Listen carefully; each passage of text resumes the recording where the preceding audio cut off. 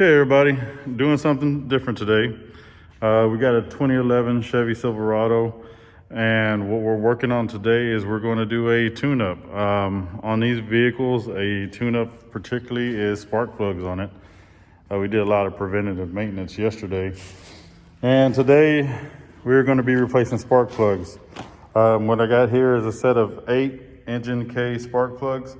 They are platinum and they are pre-gapped. When we're talking about gapping, spark plug tip of it, well actually I should say more like the base of it. And so here's your typical spark plug here. And the gap is right here at the bottom, okay? What that is, that white base is ceramic. And out the middle of it, get a little closer, you see an electrode. That's where your spark is going in between that metal, and there's a small gap. And sometimes you have to grade in that gap using a gap tool, which let me show you real quick. Some of you guys may have seen these. Some of you guys may have seen like a circle about the size of a $50 that has numbers like this related to it. And what that means is that's the gap that you put in between the electrode and the tab. And what it is you actually, if it's kind of hard to see, but the metal thickness right here along this edge, it's thinner and then it gets bigger as you go down. So the numbers grow with that as well. So you would typically get this and use it in between your, it's kind of hard to show you guys with one hand, but let's see if I can.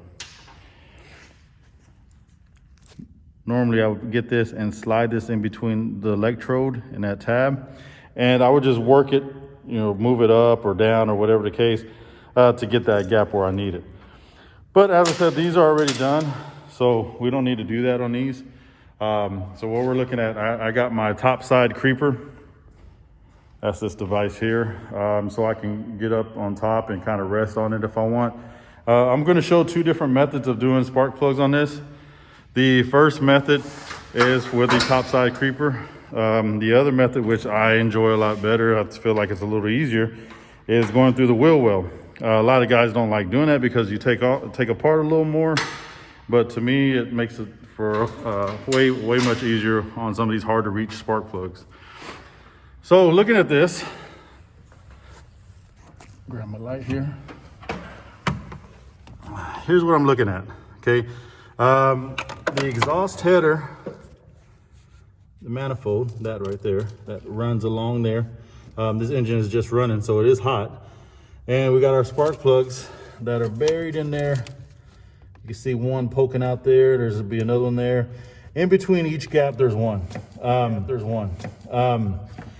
have, for the sake of the video and not having to struggle holding one hand, I have removed these spark plug wires, which would have been connected to the spark plug like so, and then the top one would go to the ignition coil there. Of course we would snap it in, but I have removed these for demonstration purposes. There'll be another one right there. So anyways, and I have those sitting up here at the top. The purpose of that, we got to remove those. We got to remove them carefully and preferably don't break them in the process. And we will go and remove every spark plug, each individual one, and replace it as we go. You got to be careful when removing the spark plug wires because they are made of rubber and it does get hot, and sometimes the rubber tends to melt and mold to the spark plug. So sometimes you would have to kind of wiggle it loose to make sure that it doesn't stick to the spark plug itself, because if you go to pulling on this, there's a good chance that this spark plug wire itself will break. So you got to make sure that you basically give it a good turn beforehand, because if not, like I said, it will kind of glue to the spark plug itself. All right, so we're going to start removing some of the spark plugs, and on the other side, I'll show you the other process of how I would be doing this. Okay guys, so I got the spark plugs out and I'm looking at the old spark plugs.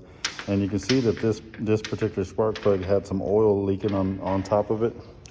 That's where you can see the oil kind of burning, cooking on the ceramic part of the plug. So that tells me that, but that's not going to affect the way it drives. What I'm actually looking at is on the tips of the electrodes and seeing if I see any extra burn marks or any corrosion. If I see any of that corrosion or burning going on, that's going to make me want to go back and look at that cylinder a little bit harder to see if what's going on there. This particular one, it's probably never had spark plugs. It's probably the original ones is what I'm hoping for. So this slight corrosion I'm seeing on the tips of the ceramic, they're okay. And none of these elements here, these tabs that are on top, they're not burned more than I would expect them to look, so we're okay. So we are replacing them with the Engine K ones. And I was telling you, just like these spark plugs, they are platinum as well. But I just want to show you guys real quick comparison of a new spark plug next to the old spark plugs. Now that's really not too bad, and these actually look pretty good. They're not as bad as they look. I could clean these up and you probably wouldn't notice how used they were. But each one of these spark plugs, they change spark plugs about 100,000 miles is kind of typical nowadays on all our modern vehicles. Some of the older vehicles, it was like 36,000 miles or 50,000 miles, but each manufacturer has their own suggested interval when you should be replacing the spark plugs. So just kind of keep that in mind and look into your owner's manual and see how often you should be doing that, or your service manual. All right. So right now, Mr. Ayala here is installing the new spark plugs, and what he's doing. Oh, hold on. That's a new one. Yeah, these are the new ones. Yeah, they're all up there. They're all ready for you. Okay. I already did. They already have them. So what we're doing with the new spark plugs before we install them, I'm using a little bit of anti-seize. See there? And the reason I do this is I want to put this on the threads there, and I just put a little bit there. What happens is this anti-seize allows me to remove and replace these spark plugs a lot easier later down the road. Being this particular truck is probably going to be used for a lot of demonstrations also. Because if not, I'm going to be struggling. And if you can see Mr. Ayala right now, that's not the most comfortable position to be in, even though that's a tool to help it make it easier. It's not comfortable to be hovering over a truck like that. So next time around, I don't want to spend a lot of time fighting with trying to get the spark plug out. I want to be able to remove and replace it easy. So the anti-seize is going to help me. So all I'm going to do with my finger is just kind of spread it around and put just a light coating. I don't want to put it too heavy because I definitely don't want it to back out on its own. But I just want to coat all that just a little bit. All right. So anyways, now at this point in time, we don't have to gap these. These came pre-gapped. So now Mr. Ayala is actually reinstalling the spark plugs right now. So let me see if I can go around and let you guys see some of that.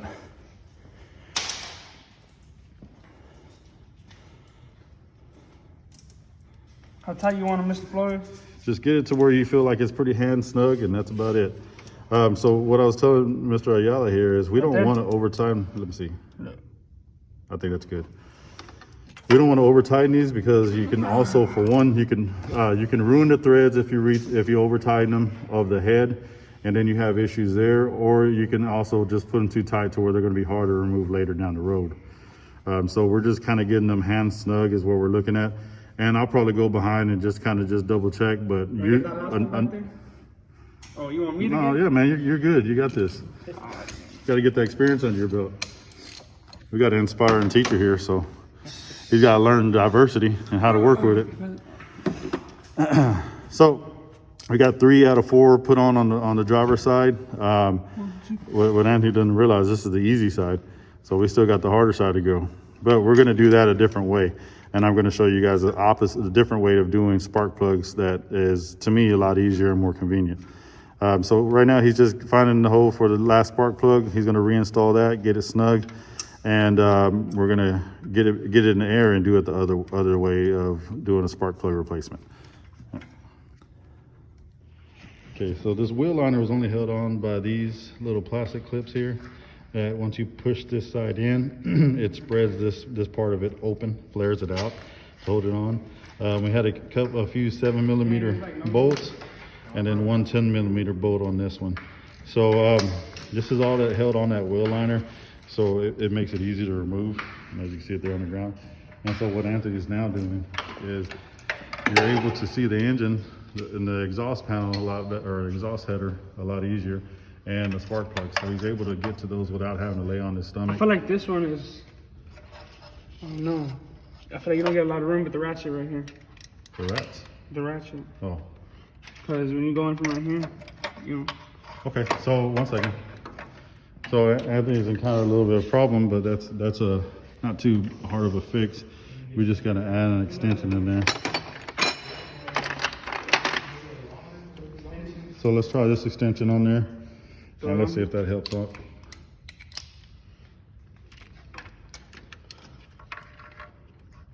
Okay, there we go. All right. So meanwhile, Anthony has already got the wires. They're hanging down there, and he's removing the spark plugs. And soon he'll be going right back in with the new ones on this side. Okay, Mr. Ayala has gotten 2 spark plugs in. Let me zoom in there. Now he's working on the 3rd one. And as you see, he used a technique that I think is the smartest one. Once he lines it up, he screws it in, holding it with the socket, holding it as he's threading it in.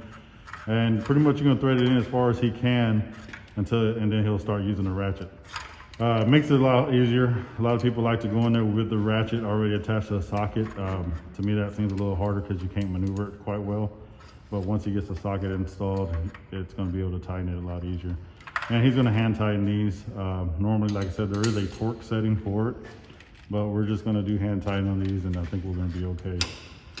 So next we're going to grease up the spark plug boots, and we're going to reinstall the wires. Okay, so right now we got Anthony, he's reinstalling the spark plug wires one by one. We've already added grease inside the boots, and he's hearing 2 clicks on the top one.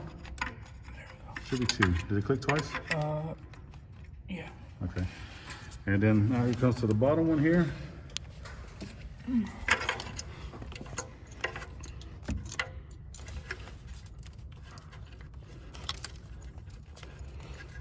No click. There we go. Yeah.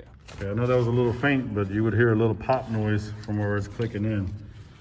So down 2, down to the 3rd one.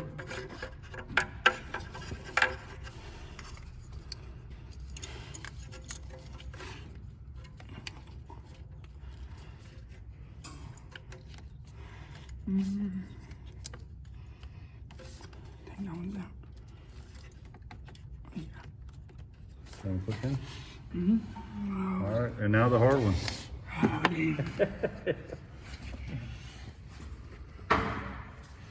He ain't lying when he said this is the hard one. As far as any idea how much replacing spark plugs pays at the dealership?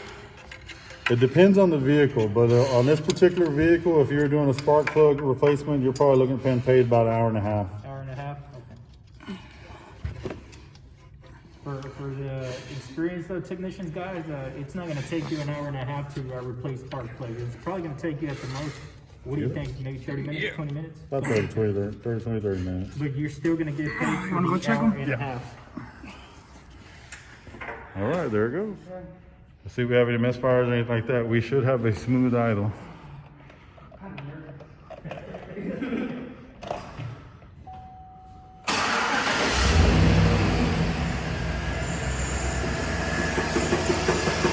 And there we go. We have success.